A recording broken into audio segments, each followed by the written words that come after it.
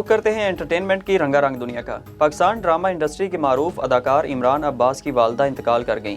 अदाकार ने इंस्टाग्राम पर अपनी मां के हवाले से एक जज्बाती पैगाम में मद्दाहों को इस अफसोसनाक खबर से आगाह किया। इमरान अब्बास ने लिखा कि अलविदा मेरी मां, मैं अब इन कदमों को मज़ीद चूम नहीं सकूंगा। आज मैंने अपनी जन्नत खो दी। बराए मेहरबानी मेरी मां के लिए सूरह फातिहा पढ़ें। पाकिस्तानी अदाकारा उशना शाह ने एक पैगाम में अदाकाराओं पर तनकीद करने वालों के लिए पैगाम जारी किया है।